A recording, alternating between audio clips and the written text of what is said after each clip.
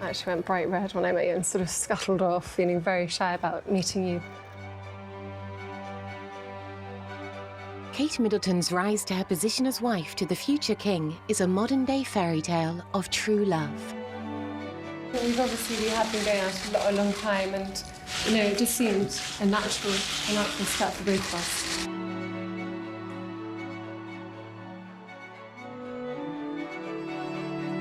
Catherine, the Duchess of Cambridge, is admired around the world, taking her place on the global stage, tying the knot with Prince William,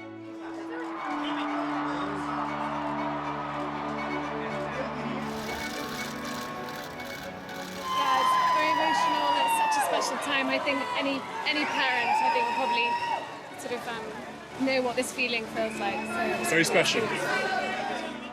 And swiftly making history with their firstborn child and third in line to the throne, Prince George. As we look at Kate's incredible journey from being a commoner to the future Queen Consort, we delve into the wonderful story of Catherine Middleton and her journey into royal life. This is Kate Middleton, the making of a queen.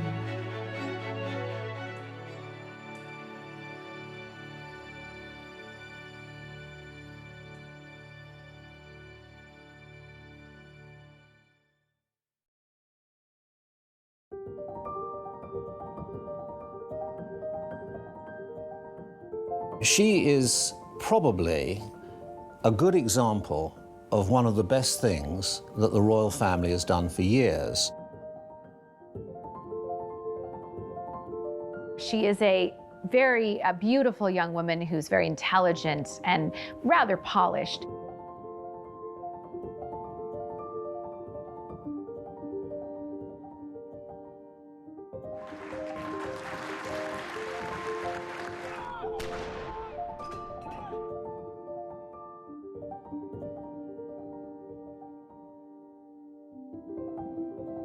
You can say anything you like about the Duchess of Cambridge, but you can't accuse her of not being impeccably well brought up.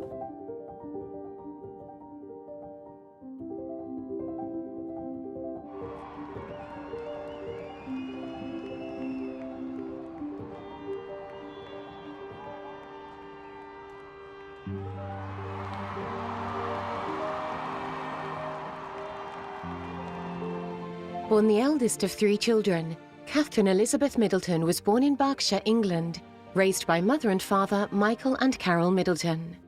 Both of very different backgrounds, Kate's parents found that love was in the air as they met when Carol and Michael both worked for British Airways.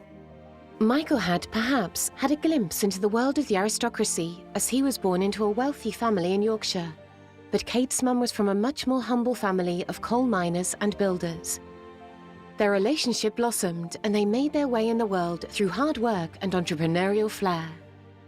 I think the ways the Middletons have been integrated into royal life, so to speak, has been quite seminal and unprecedented. Often girls would marry into the royal family and their in-laws would sort of be ignored or shoved away. Actually, the Queen has actively embraced the Middletons, inviting them to things like Royal Ascot.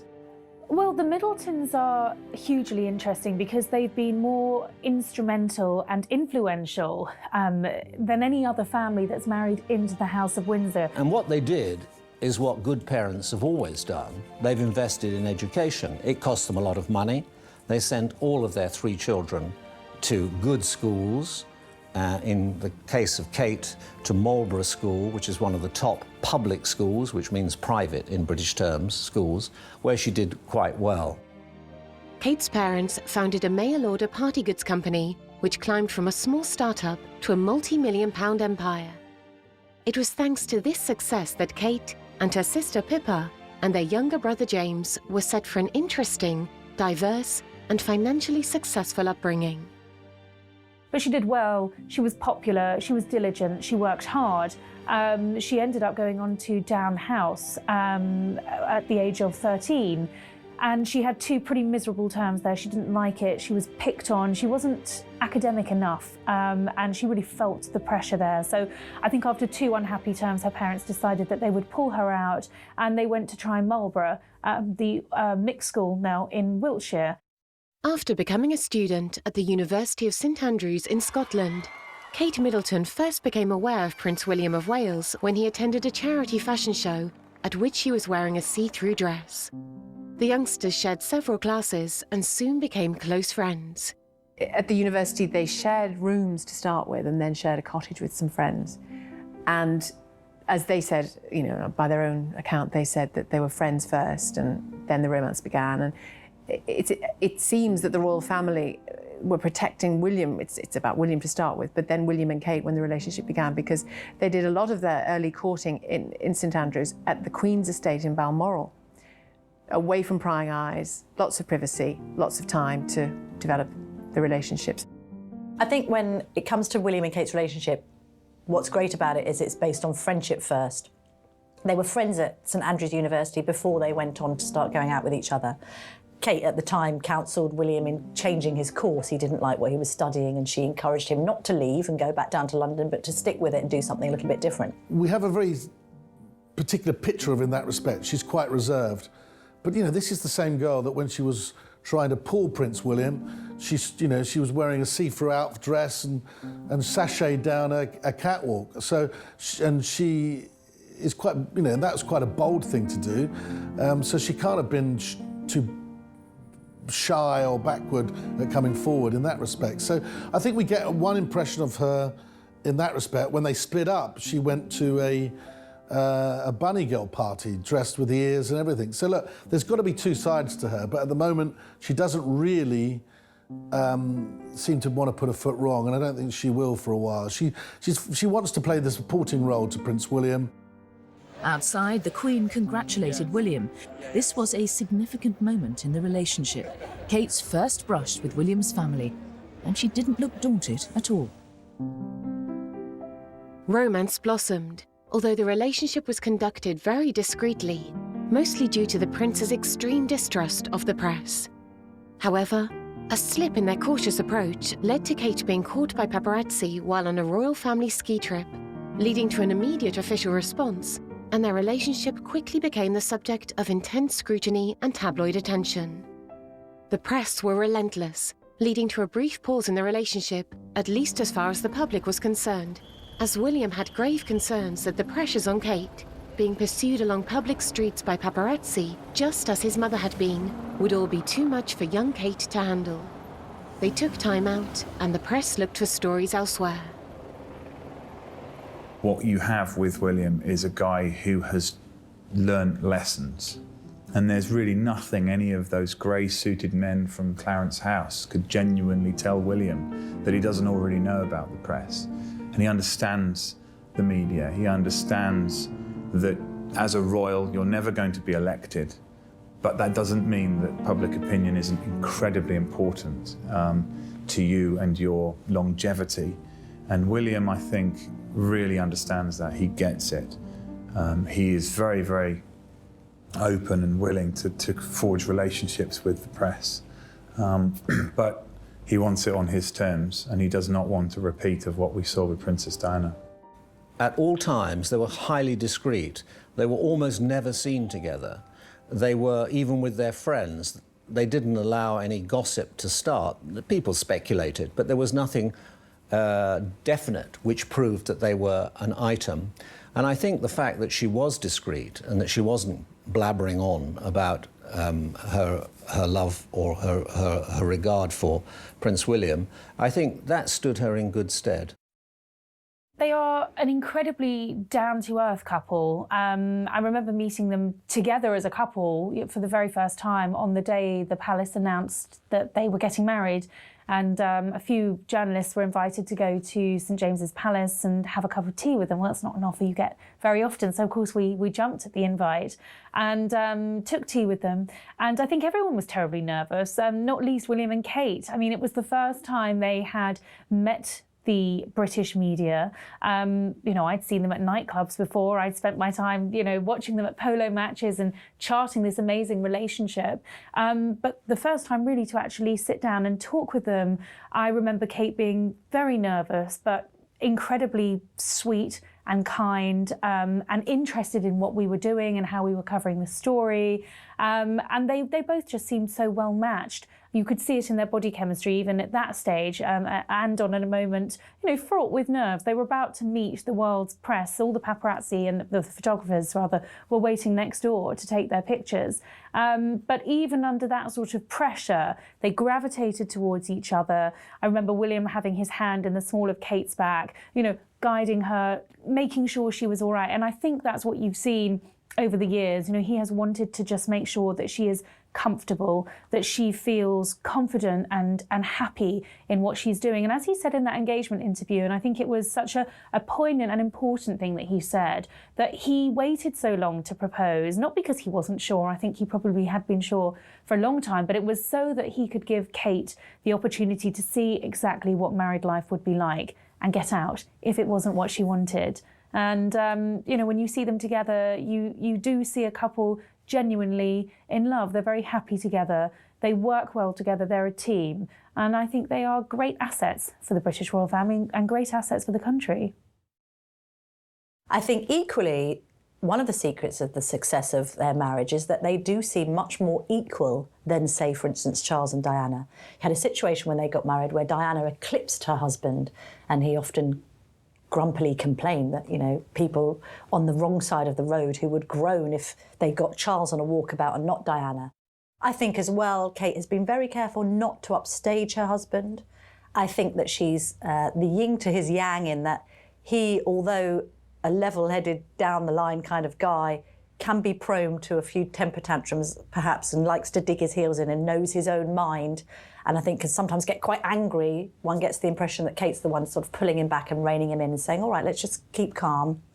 And I think as well, why Kate's brilliant for William is she has been so well brought up in such a loving and stable family, the kind of family, let's face it, the Prince has never really had, that's hugely grounding for him. And actually her middle-classness and her lack of aristocratic airs and graces and the fact that she isn't royalty is no bad thing, because it dilutes the royal family a little bit and it reminds this man who has been brought up knowing nothing else but royal life what real life is like. This is a young woman who really wasn't raised in the public eye to any degree, and also isn't a naturally gifted speaker. So with all the attention on her, and she's quite shy as well, it just complicates things and makes it very difficult. The first time we really got to hear her voice was in the interview when William and Kate announced their engagement, when she wore that very famous and much copied Issa blue dress. We had been going out a long time, and we had sort of spoken about our future, and it just seemed a natural step for both of us. Right afterwards, they did a sit-down where they kind of informally talked to one of William's favorite reporters, and at the time, Kate got very flustered and nervous, and William a couple of times kind of answered the question for her that she was asked or corrected something, and was obviously very protective of her. She was not comfortable, very clearly, speaking on camera. You're obviously going to enter this family. William's mother was this massive, iconic figure, the most famous figure of our age. Is that worrying? Is that intimidating? Well, obviously it'd be, I would love to have met her. And she's obviously, she's an inspirational woman to look up to. It's a wonderful family. The members who I've met have achieved a lot, and, very inspirational. So, yeah, I do. There's no pressure though, because like Kate said, it's about carving your own future.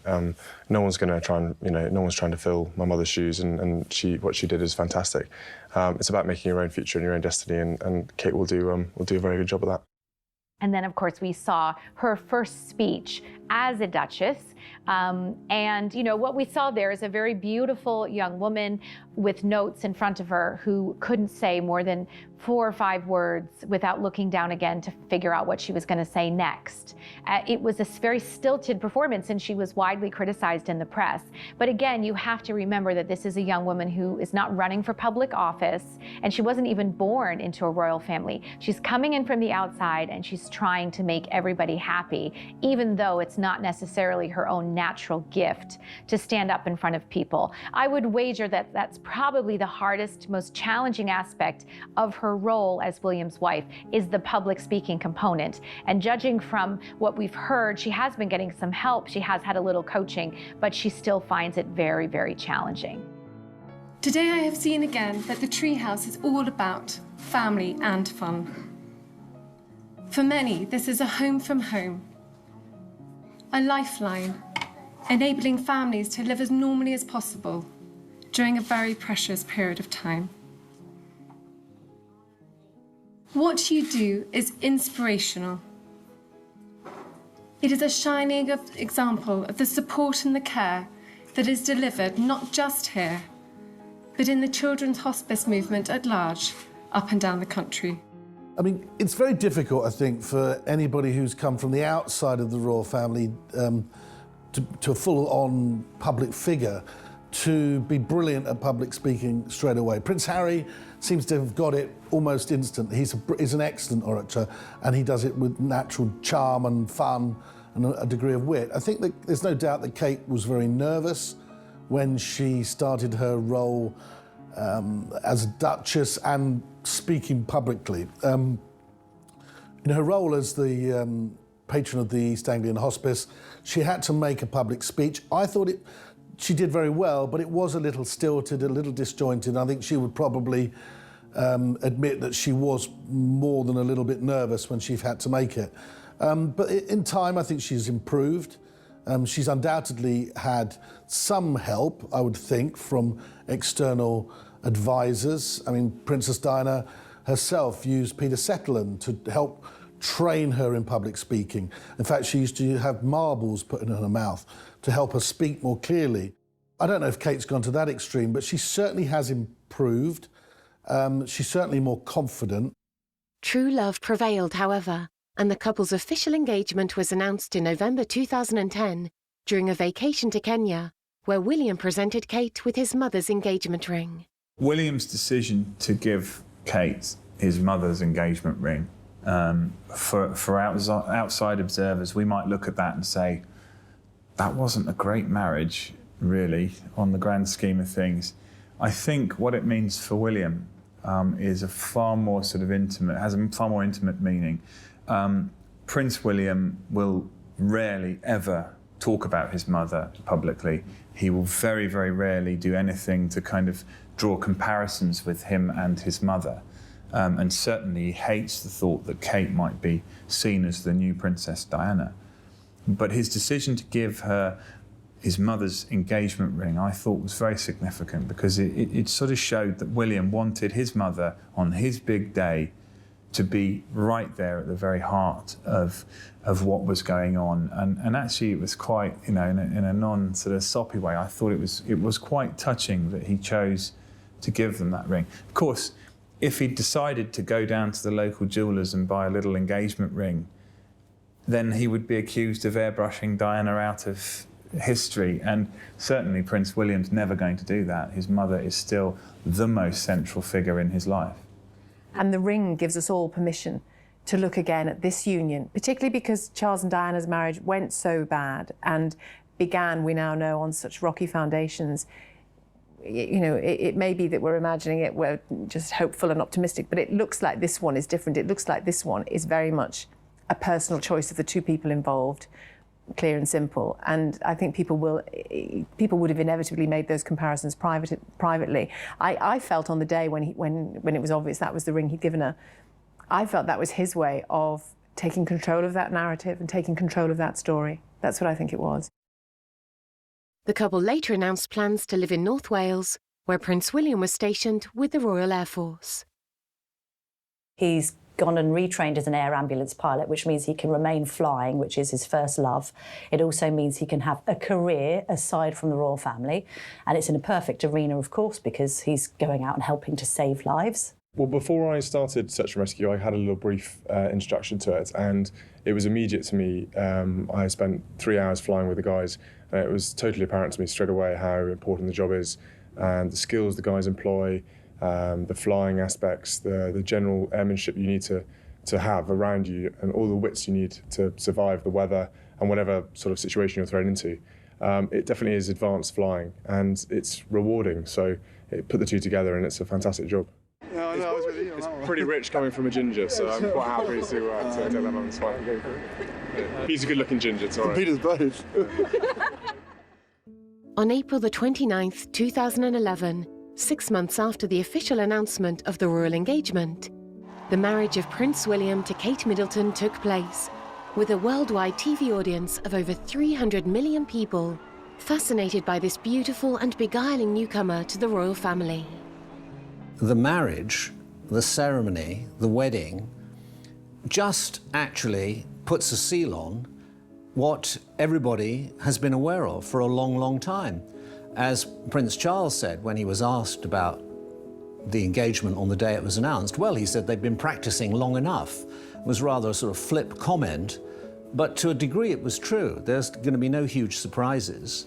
They are friends with each other. To my mind, I think the basis of the relationship is respect. She has never been a dog's body or a doormat. She's always fought her corner. Somebody said to her, "Aren't you very fortunate to be going out with Prince William?" And she said, "No, he's very lucky to be going out with me." So maybe we just ask your reaction to the wedding, please, sir? Obviously thrilled, thank you very much. Practicing for long enough. Tying the knot at Westminster Abbey in London, all eyes were upon the most important royal wedding since that of Charles and Diana. I think people will recognise that this is a royal couple for the modern age. It's interesting that in planning their wedding, they have decided to do it their way. They haven't been completely tied up in royal red tape. They've insisted on having a degree of control over what is a state occasion, but is also a very private time for them.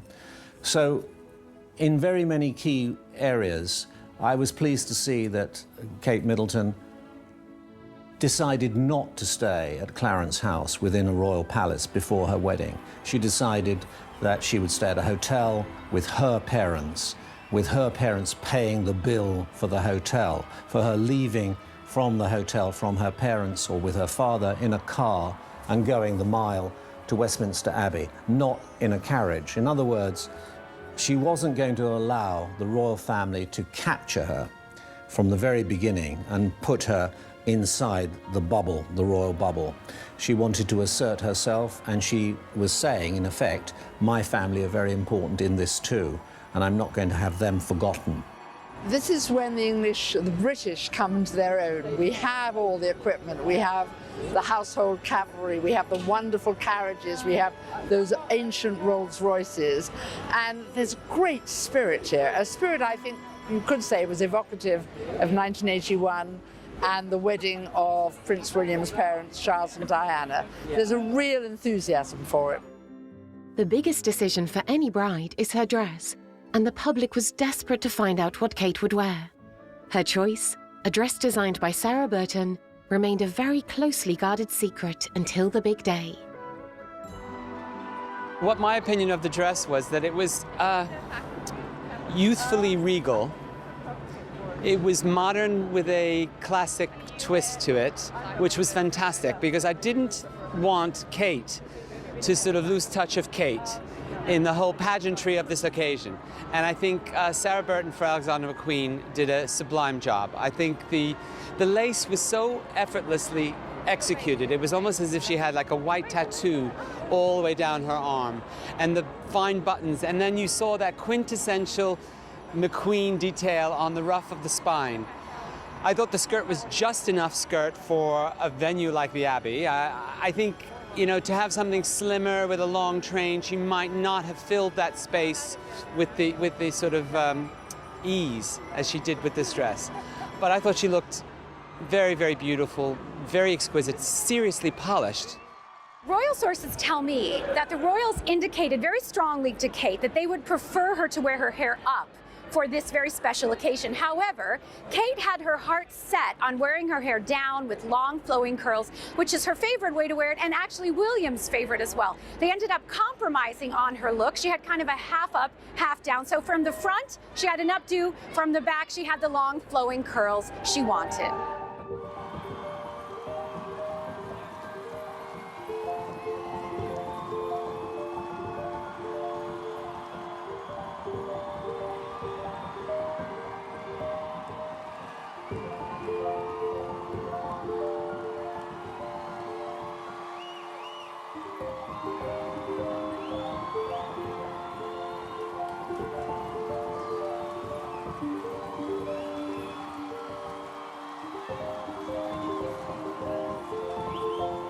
Prince William looked fantastic in that sort of royals and blue red uniform, very unusual, matched the red of that carpet that went up the centre of Westminster Abbey. He looked marvellous, and the white gloves when he was waving at the crowds, he looked the dashing prince. If only he could have ridden up to Westminster Abbey, he would have been the perfect prince, wouldn't he? I thought William's choice of the red was fantastic. I mean, Kate's heart must have gone pitter-patter completely when she saw her prince standing there. And I caught that glimpse of Harry when he took a sideward glance at seeing Kate while William turned the other way. And he said to his brother, "She's beautiful." And that was really, really charming between the two boys. You know, how wonderful was that? You know, what got me was, I looked at the father, you know, Mr. Middleton, and I thought to myself, you know, all those many years ago, he had a little girl. And look what happens, you know, how, you know, the twists and turns of life.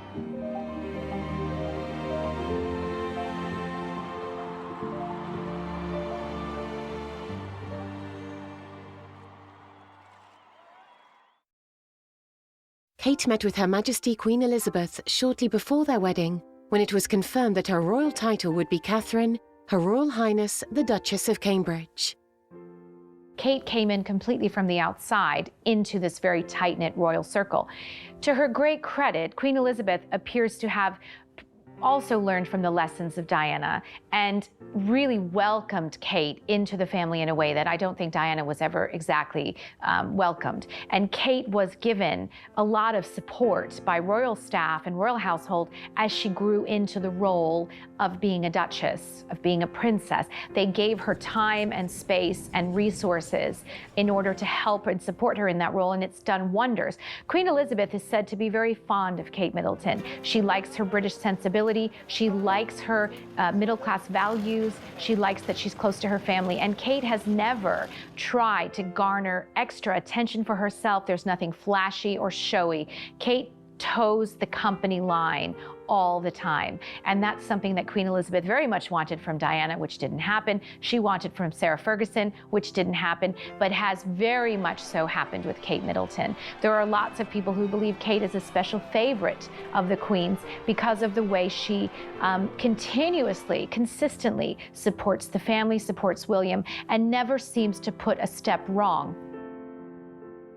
Once you married into the royal family, you became a Windsor, and that was that. Well, it was different when Kate and William got married, and when William asked Kate to marry him, he made it very clear that she wouldn't have to leave her family behind her once she married into his family. He promised her that they'd always stay a part of the family, and they have done, whether it's joining the Queen at Ascot or being on an important barge within the Queen's fleet at the Diamond Jubilee celebrations, being the first visitors to go and see Prince George when he was born, even before the future king, Prince Charles. All of these things are very significant because they're William's way of saying, you are part of this family and we are going to include you.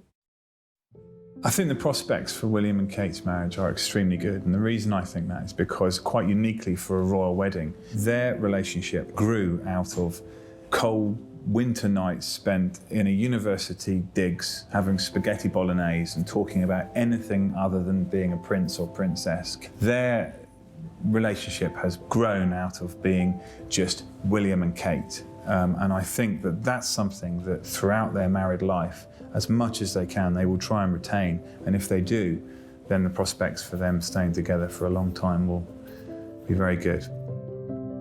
I think Kate and William have a good chance of making this work. They are both very committed to the monarchy and making kind of a united front, whatever personal problems they might have. Kate has proven herself to be a team player. She's proven herself to be discreet. She's also proven that she's willing to put her own interests behind the interests of her husband. They've seen each other through a variety of circumstances, and William seems to be doing a much better job of preparing Kate for royal life than Charles did for his mother. So Kate has a support system in William. She has a support system in her family, which Diana also didn't have. And she has a man she's known for 8 years, and she spent an awful lot of time getting to know. I think they've got a good shot. It's tough being married, whether you're a prince or you're a pauper. It's tough. You have to work at it. It's a constant renewal every day. I'm sure that they will have their problems. They've had some problems in the past, but they've come through those problems. And as they say famously, what doesn't kill you makes you stronger. And I think they have got a very, very good basis for the marriage ahead. It was inevitable that when moving into the royal family, Kate would have her fair share of comparisons to the late Princess Diana. Becoming Duchess of Cambridge left fans of the monarchy curious as to how she would settle, as well as her similarities to William's mother. People are always asking me, well, how alike is Kate to Diana? And I always say that they're actually incredibly different women.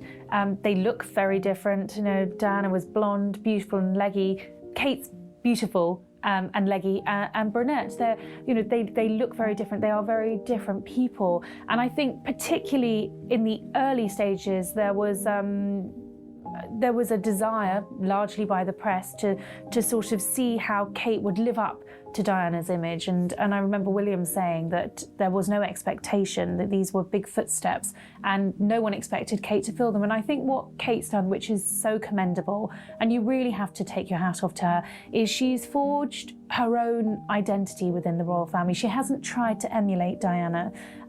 You know, she's a style icon, but I'd say she's quite a reluctant style icon. She's wanting to put her stamp in other areas, her work with hospices, her work with mental health. Within the comparison, there are huge differences. She's 10 years older than the Princess of Wales was when she married Prince Charles. She's more educated, she's more experienced. She comes from a very stable family in which she's clearly very happy. Diana didn't have those things, did she? She had huge charisma, huge inspirational things that she did, and she had massive natural ability with people. You know, we've all seen it, we all know it. It's well documented and accepted. But Kate Middleton looks to be a different creature, and I think she'll just show that herself. And you couldn't try and measure yourself against Diana because she was a really unique kind of character, wasn't she? You know, she was a really unique personality. It's quite interesting, actually, Kate's perception in the UK. She's not necessarily seen as an icon like Princess Diana was, and I think that's because Diana was had frailties and faults as well. Kate hasn't really put those out there. She's almost too good to be true sometimes, and I think a lot of younger people find the overwhelming privilege that she has and the fact that she maybe stuck around too long to marry Prince William as both seeing a little bit against her. Whereas around the world, where I do a lot of work for in other countries, that there's none of that attached to her, and they just like her for who she is, or the perception of who she is. I think in the UK, when she was dubbed Waity Katie, it didn't do her any good at all, and that was a little unfair because it's not her fault that her future husband took so long to pop the question. And I think were Diana here, I think she would approve of Kate Middleton. She might feel slightly like some mothers do, oh dear, I don't want to lose my son, to any woman, you know. But I think she would approve. She would see in Kate Middleton some admirable qualities, and she'd feel that her son would be safe with her. I'm sure of that. I think she would approve of it immensely. And I think it was very telling that he chose to give Kate Middleton his mother's engagement ring, and he said, I want my mother to be part of this, to be present. I think it's really important that she doesn't look anything like her. I was thinking that the other day when I was looking at the engagement pictures. She's a beautiful woman. She's developed a style that's very classic, It hasn't changed dramatically over the years, but it's just a classic, more groomed version of what she always was, it seems to me. Whereas Diana was she was that coltish teenager, wasn't she, who didn't have a sense of style, wore clothes that were 20 years too old for her to start with. She really got it a few years down the line. You know, that was her, you know, one of her huge successes was fashion. But I think Kate Middleton's a different life story altogether, and I think that will be the bedrock of how she copes with that comparison, because there is no comparison to be drawn. I think that's the ultimate cushion on which she can fall when this kind of thing starts. There is no comparison because their backgrounds are entirely different, their sort of psychological history is entirely different, their domestic history is entirely different. It'll be a whole different narrative with Kate, I think. Humanitarian work played an important part in Princess Diana's life, both at home and abroad. Her interests were reflected in the organisations of which she was patron or president. With her impact on such admirable work, it was seen fit that with Kate's metamorphosis from fiancée to duchess, she would also hold a pivotal role in similar charitable institutions, fulfilling her duties in a manner appropriate for her position and royal standing. So Kate set out her stall that she wants to support, in the first instance, children. So she's supporting some hospice charities, each the East Anglia Children's Hospices. She's equally decided to be a volunteer scout, so supporting children out and about, enjoying country pursuits as she does. She's also been involved in action on addiction, so she's saying that she wants to help people. She thinks that addiction is the root to quite a lot of society's ills, be it children or their parents, and so she wants to get involved in that. And also, because she studied history of art and is a keen artist and photographer, there's her patronage of the National Portrait Gallery and other artistic pursuits. And she's mixed them a little bit, so she also supports a cause called the Art Room, which helps children, gives children therapy through the medium of art. And actually, she's been ahead of the curve on most of the choices that she's made. She's put children's hospices on the map, and she's also done a huge amount of good for mental health. It's another cause that she's very much behind. So she will know how important she is as a patron to those charities, to put them in that international spotlight, and she won't want to spend too long away from them. The importance of support for these charities is also reflected in the work that Kate's brother-in-law, Prince Harry, has undertaken over many years. Kate has had to put in a great deal of work to do justice to the task, often with common goals, as there is no competition between Kate and Harry. They have a long history of working together, and she has gained a great deal of support from him. Well, Harry and Kate have a very warm, affectionate relationship. You know, Harry grew up without a sister and without a mother to a great degree, and Kate gives him a feminine perspective and a feminine touch that he really was lacking, I think, growing up. And it's really nice for him to have that kind of family member. I remember even, you know, of social proper events, like big ceremonial events, like the Garter ceremony in Windsor, where Prince William was all dressed up in the fine robes of the 12th century Garter order, and you could see William looking all very serious. But also Kate and Harry were in the audience, and he was just digging her and joking and making fun of his brother. And I'm sure that happens quite a lot because he is a joker. He is fun, and it's quite a good relationship, I think, for her to have Harry as a brother-in-law. Later on, William, Kate, Harry and Meghan worked together to bring about change under the umbrella of the Royal Foundation, working with charities, organisations and projects, including Heads Together, the Invictus Games and United for Wildlife.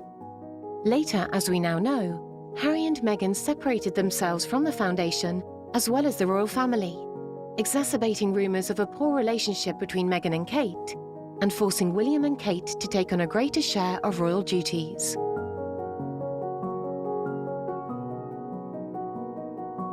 The question on the lips of the nation, after William and Kate tied the knot, was how long it would be until the world would see a royal baby. For some, it was a long wait until an official announcement in December of 2012 that the Duchess was pregnant. Obviously, there'd been an awful lot of anticipation as when Kate was going to announce that she was pregnant. I mean, in fact, I think the announcement was suggested for about 6 months beforehand. Everyone was writing in the papers that she was pregnant. The palace had put out the official announcement as she was en route to the hospital because she'd had problems with the pregnancy, and it was felt that William and Kate didn't want to even tell the Queen or Prince Charles that she was pregnant until they were absolutely certain everything was okay. So that's what happened. The birth announcement for Prince George did not go according to plan.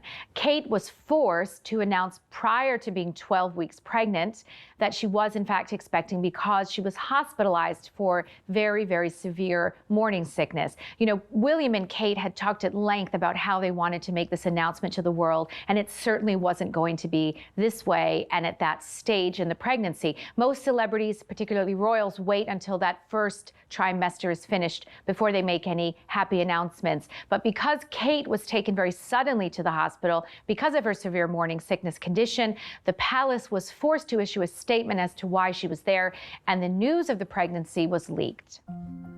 There was huge celebration over the birth of Prince George. I remember broadcasting for numerous international networks outside Buckingham Palace. Of course, it was the great Kate wait. I mean, we didn't know when this little baby was coming along. And when he did, it was a hugely important international news story. So when news broke of Kate actually having given birth, I think at 8:34 in the morning on that Saturday, the press obviously instantly started speculating, well, will she leave today? And thinking as a mother, I thought, yeah, she definitely will, because you don't necessarily want to hang around hospitals too long, even if they are the Lindo wing and private and offering all frills. Equally, there's a sense, I think, if you have a second child that you want to get back to your first. So people are sort of looking at their watches thinking, can she do this? Can she have a baby by breakfast and be home at Kensington Palace for tea? And when we got wind of the fact that Kate's hairdresser had gone into the building, we knew, oh, hang on, you know, she's going to make an appearance. And in vintage Duchess of Cambridge style, she turns out in high heels and looking effortlessly elegant, even though she's given birth just hours earlier, which is a testament to her and how she's able to cope. Not only, I think, in the limelight, but just in this, with this pressure of having to present herself in a certain light. And I think, you know, hats off to her. Whether you love or loathe monarchy, any mother out there will say that it was a pretty good effort to look so good within hours of having given birth. Well, the birth of Prince George was really like a national celebration. It felt like a national holiday. There was excitement in the air all around the country. It very much reminded me of the feeling of the royal wedding day when William and Kate got married. Everyone was universally happy. Everyone was constantly checking the news feeds on their phone and on the television in order to see, waiting for William and Kate to come out from the hospital for the first time, holding the new baby prince. I have several friends actually with news organizations who were standing outside the hospital that day, waiting hours after hour for William and Kate to come out. And actually, they came out quite a bit later than expected because typical William and Kate's strategy fashion, they were greeting and thanking every single member of staff at the hospital personally for the very smooth birth. They wanted to make sure they thanked everyone from the cleaner to the midwife to the surgeon to say thank you very much. So they did actually take a long time to emerge. It wasn't. I'll remind him of his tardiness when he's a bit older, because I know how long you've all been sat out here, so hopefully the hospital and you guys can all go back to normal now and we can you know, look after him. So. When they did, Kate was roundly praised in the press for her choice of dress. You know, a lot of women, when they first have a baby, are very self-conscious about the fact that they oftentimes still look pregnant. They still have a very swollen stomach. Kate was not at all ashamed of this. In fact, wore a dress which highlighted the fact that she still had a very rounded tummy. And a lot of women praised her for this, said that it made a difference because it kind of just emphasized the fact that women don't need to be ashamed of their bodies when they've had a baby. And it was really a lovely thing that she did. She came out, she was absolutely beautiful and radiant. I'm sure she had some help with makeup and hair. In fact, we saw some of her stylists coming into the hospital before she emerged. So we know that she had a little help, but she did look fantastic and they looked absolutely in love.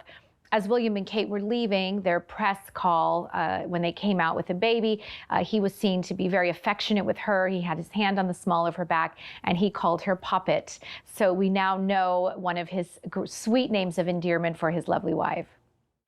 Well, he's got a good pair of lungs on him, that's for sure. He's a big boy, he's quite heavy, but we're still working on a name, so we'll have that as soon as we can. But it's the first time we've seen him really, so having a proper chance to catch up in the series. With the arrival of Prince George, there was a quiet warmth and confidence from both William and Kate, unearthing a new chapter of their fairy tale.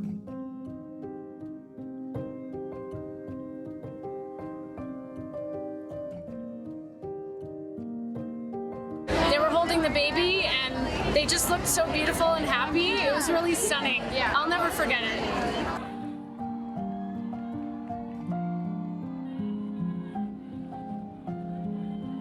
Commemoration of Prince George's birth, the joy that he brought to the world, and particularly to New Zealanders and Australians over the last week and a half.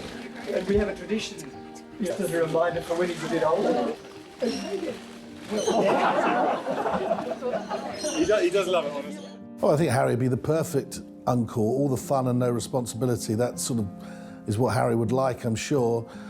He's great with kids, Harry. I mean, you only have to see him when he's out in Africa, as I've done with the kids that they sent to Bali refugees, and he's fantastic. He's fun. He's a big kid himself, I think he says it himself.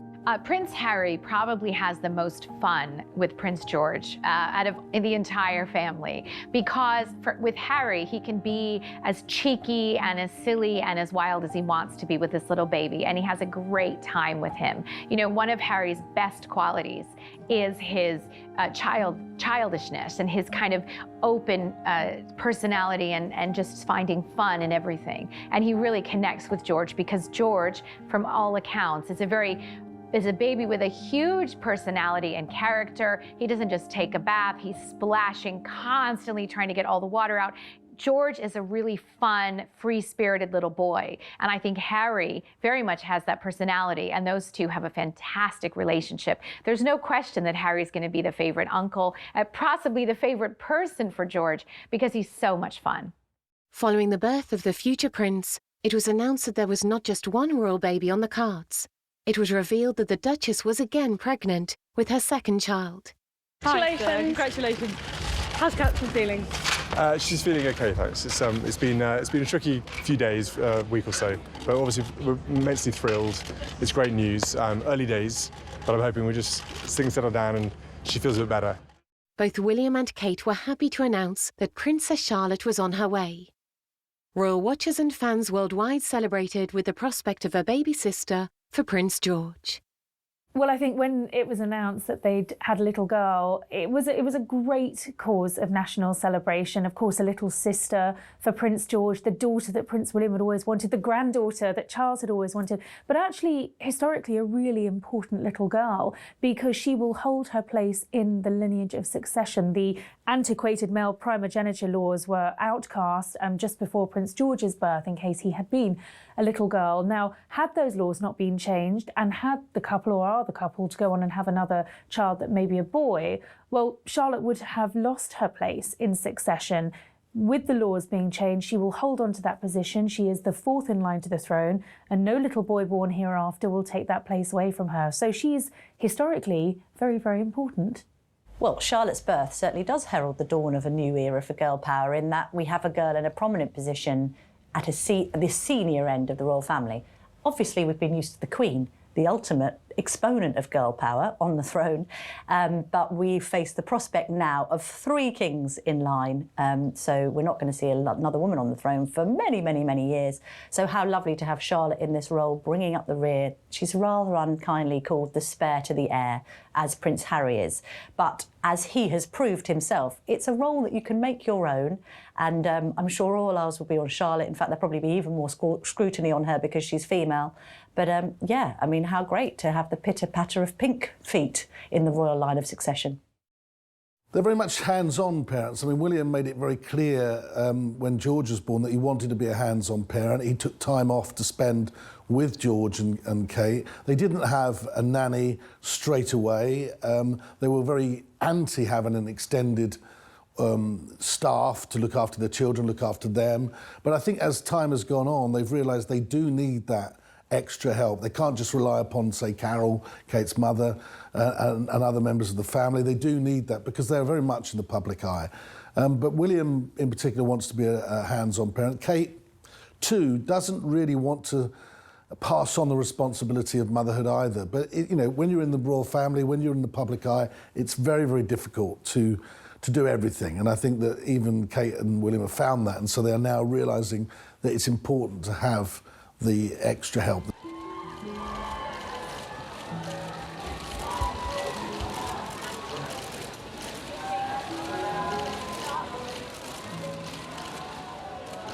William's got the princess he always wanted. Diana wanted a princess in the family. And she's got her wish, he's got his, and Diana's been remembered in the process. So it really completes it. They've ticked all the boxes. And the other thing about Charlotte is it's the female of Charles. So they've really done everything.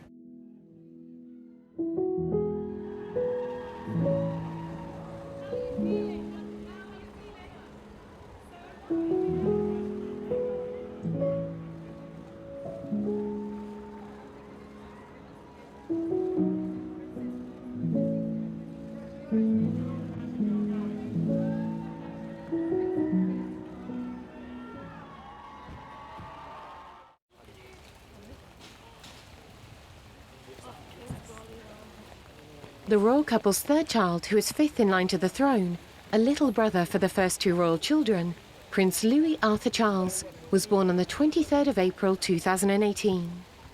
The public were thrilled at William and Kate's growing family.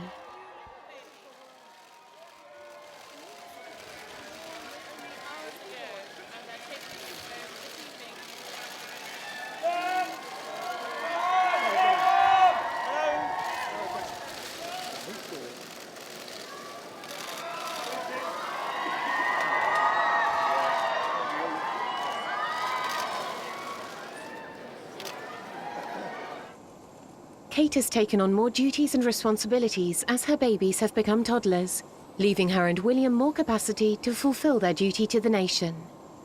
Her efforts in bringing awareness to issues around addiction have made a significant impact, as she launched the Taking Action on Addiction campaign. Addiction is not a choice. No one chooses to become an addict. But it can happen to any one of us. None of us are immune. Yet it's all too rarely discussed as a serious mental health condition. And seldom do we take the time to uncover and fully understand its fundamental root causes. The Duchess has also had a particular interest in children's charities, and she has been instrumental in launching one of the largest ever early years research studies in the UK.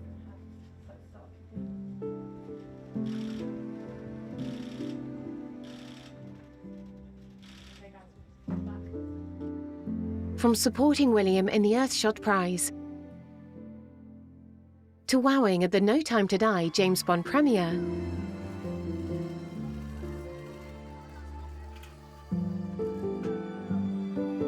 Kate has made a place for herself within the royal family, a reputation built on hard work and commitment. As William has said, we have heard time and time again in the course of our work how talking can help heal hidden challenges that we can't deal with alone. We have seen that two heads are better than one when dealing with a mental health problem. Yet, the challenge that so many people have is not knowing how to take that first step of reaching out to another person for help. Defying the odds, the Duchess of Cambridge has proven to the world that she could not be more deserving of her position. It is widely acknowledged that Kate's commitment to and love of Prince William enables this fairy tale to continue. Prince William has found someone extraordinarily special in Kate. Her considered approach to her work, her natural warmth and social skills, and her hands-on parenting style paint a picture of a new kind of royal, with slightly less formality, but with due respect for the traditions of this great dynasty.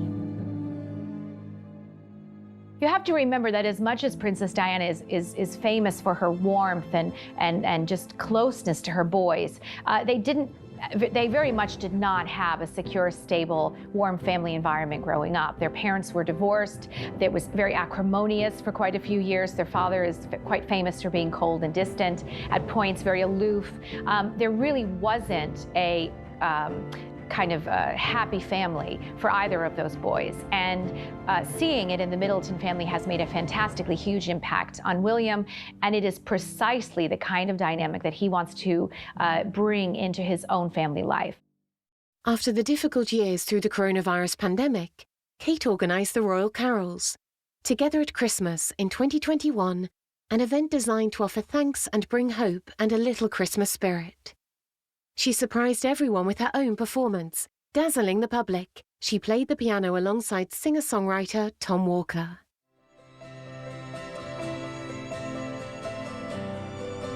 For those who can be here, for those who can be here.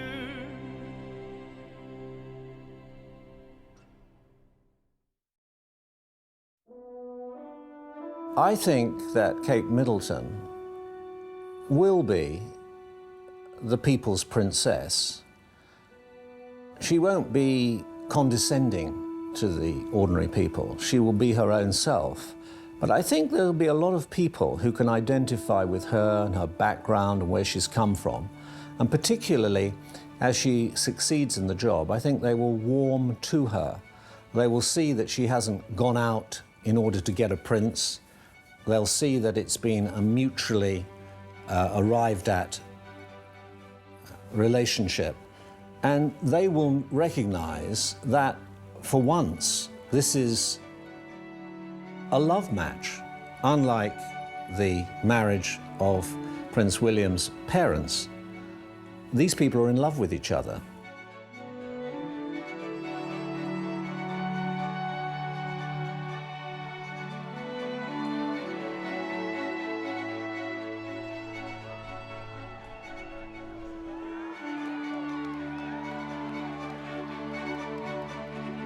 I think she's wanting to establish a unique identity for herself in the British royal family. She's the future queen, and she's going to be her own type of future queen, supported by William, and really, I think, leading the monarchy forward. You know, William and Kate, to me, are about the future. I don't like to look back and compare her to Diana, because she is her own woman, and William and Kate, I think, have their own idea of what they want to do. And I think, you know, you see these two people moving forward and taking the monarchy forward.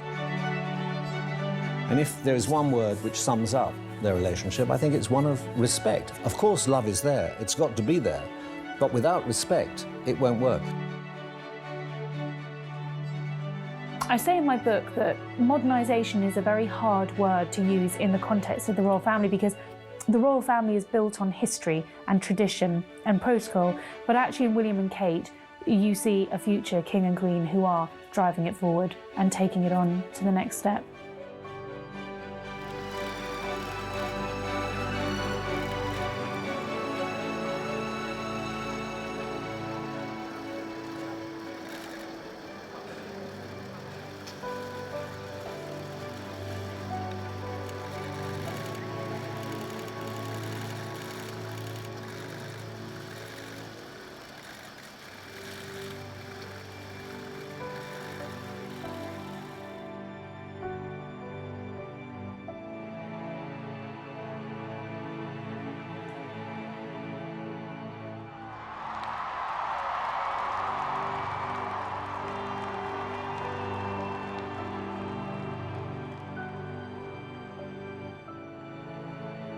Making her own mark, Catherine, Duchess of Cambridge, has transformed from being one of the people into the future queen.